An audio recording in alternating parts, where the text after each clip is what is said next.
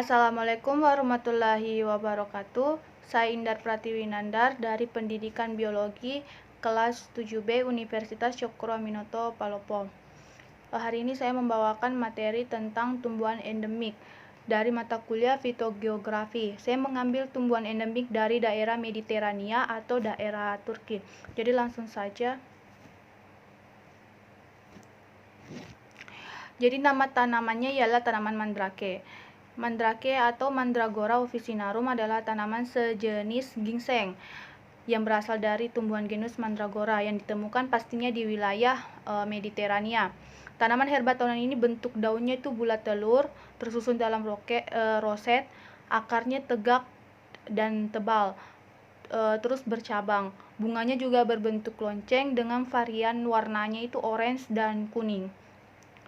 Tanaman herba ini sangat bervariasi juga bentuknya, ada akarnya yang tebal, panjang, hampir juga tidak memiliki batang. Terus daunnya ada juga yang tanggung. Variasi ukuran dan bentuknya itu maksimum panjangnya 45 cm atau 18 inci. Mereka juga ada yang berbentuk elips atau lebar ke arah ujung yang biasa disebut dengan obovate. Nah, apa asal-usul mandrake? Jadi dari asal-usul mandrake ini, pertama, mandrake ini mengandung alkaloid tropan halusinogen. Ini adalah kandungan yang beracun. Jika kita tidak sengaja menelan akarnya atau mengonsumsi tumbuhan ini, akan terjadi keracunan, mual-mual atau muntah. Jadi kandungan itu kandungan beracun. Tetapi pada zaman kuno dulu, orang-orang menggunakan ini untuk anestesi atau pembiusan pada pasien sebelum operasi. Tapi ini digunakan dengan penggunaan yang wajar, yang tepat. Terus bentuk akarnya juga menyerupai sosok manusia. Nah, tumbuhan ini tuh bentuknya menyerupai sosok manusia, sehingga zaman kuno ini tuh mempercayai bahwa tumbuhan ini sebagai praktik tahayul atau ritual sihir yang dimana nama tradisinya itu kontemporer seperti Wicca dan Odinisme. Nah, tanaman mandrake juga adalah tanaman medik tetapi bersifat racun. Tanaman mediknya itu yang dimanfaatkan untuk meredam rasa sakit, obat rematik, bahkan obat tumor. Jadi tumbuhan mandrake ini tuh hampir sama dengan ganja, di mana penggunaannya sesuai akan memunculkan manfaat yang baik atau positif. Tapi jika tumbuhan ini digunakan yang tidak sesuai atau tidak pas, maka ini akan menimbulkan manfaat yang buruk atau biasa menyebabkan keracunan yang tidak disengaja. Tetapi kalau untuk saat ini, mandrake itu sengaja dijadikan obat-obat herbal.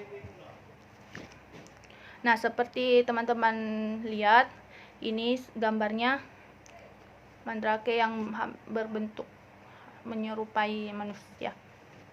Mandragora officinarum. Oke, lanjut. Tumbuhan yang kedua adalah tanaman tulip. Mungkin teman-teman sudah tidak asing lagi mendengar namanya tanaman tulip atau sudah pernah lihat.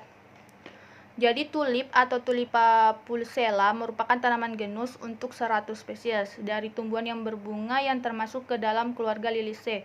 Jadi awalnya tulip ini merupakan tumbuhan atau bunga liar yang tumbuh di wilayah Asia Tengah. Nah, itu termasuk juga di negara Turki. Kemudian dibudidayakan pertama kali di Anatolia, Turki, zaman Kesultanan Seljuk sekitar abad 11. Nah, tulip ini merupakan tumbuhan tahunan berumbi yang tingginya sekitar 10 cm sampai 70 cm. Terus daunnya berlilin, di mana berbentuk sempit, memanjang, terus berwarna hijau nuansa kebiru-biruan. Jadi tulip bukan hanya warna hijau nuansa kebiruan, tapi ada juga yang berwarna-warni seperti merah, kuning, dan warna lainnya. Terus bunganya berukuran besar, sekitar 6 helai daun mahkota. Jadi tulip juga menghasilkan biji-biji berbentuk bundar, pipi yang bungkus kapsul dan dibungkus kapsul kering. Nah, tulip itu bukan berasal dari Belanda. Kenapa? Mungkin teman-teman juga pernah dengar, oh itu tulip berasal dari negara kincir atau negara Belanda. Tapi faktanya bukan. Jadi bunga tulip ini pertama kali ditanam oleh penduduk Turki pada tahun 1000-an.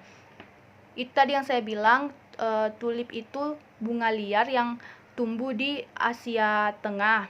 Ketika penduduk Turki sudah lihat tumbuhan ini, mereka mengambil bunga ini lalu mereka tanam. Jadi pertama kali yang tanam bunga tulip ini adalah penduduk Turki pada tahun 1000-an.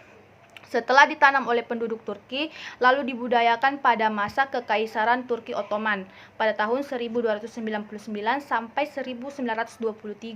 Lalu setelah dibudidayakan akan menyebar ke Hungaria. Nah, setelah menyebar ke Hungaria, lalu diperkenalkan pada Belanda pada tahun 1654. Nah, di sini diperkenalkan oleh Belanda. Setelah diperkenalkan oleh penduduk Belanda. Nah, penduduk Belanda ini menyukai bunga tulip ini, lalu mereka mengklaim bunga tulip itu. Lalu setelah mereka mengklaim, mereka menanam bunga tulip ini di negaranya. Hingga sampai sekarang bunga tulip ini orang yang taunya dari negara kincir atau negara Belanda. Tetapi bunga tulip ini sudah dijadikan bunga nasional di Turki. Lanjut. Jadi bagaimana teknik penanamannya? Tulip ini tidak bisa hidup di alam terbuka seperti wilayah tropis karena dia memerlukan suhu rendah di musim dingin untuk dapat tumbuh. Jadi tulip tidak bisa tumbuh di negara-negara tropis kayak di Indonesia. Dia hanya bisa tumbuh di daerah negara yang ada 4 musim. Yang ada musim salju, musim dingin. Jadi penanamannya itu tadi saat di musim gugur dan di musim dingin, musim salju, dengan kedalaman 2-3 cm. Ada dua cara untuk menanam, yaitu dengan menggunakan biji dan umbinya. Lalu apakah ada cara lain tulip bisa tumbuh di Indonesia? Ada, tetapi jika kita ingin melakukan tanaman tulip, ada tahapnya, tetapi harus kita lakukan dengan telaten, dengan benar. Karena jika kita tidak telaten atau kayak tidak serius dan tidak betul cara menanamnya, tulip ini tidak bisa akan tumbuh. Jadi karena tulip ini biasanya ditanam ketika cuaca dingin, di mana Indonesia tidak mengenal musim salju, maka diperlukannya namanya cool treatment pada umbi tulip yang ingin ditanam. Jadi seperti ini. Jadi cool treatment itu di mana ini umbi dimasukkan ke dalam freezer atau kulkas selama 1-4 bulan lamanya di dalam freezer atau kulkas, dibungkus dengan menggunakan plastik yang zipper lock di dalam freezer dalam suhu 12,8 derajat Celcius. Nah, setelah dimasukkan ke dalam freezer selama 4 bulan itu, maka tumbuh tunasnya seperti ini. Nah, setelah itu barulah kalian bisa menanam dengan baik, seperti ini. Jadi ditanamnya tuh sedalam 5-10 cm. Dan setelah ditanam dengan baik akan tumbuh seperti ini, tulip cantik. Kurang lebihnya mohon dimaafkan. Wabillahi taufiq wal hidayah. Assalamualaikum warahmatullahi wabarakatuh.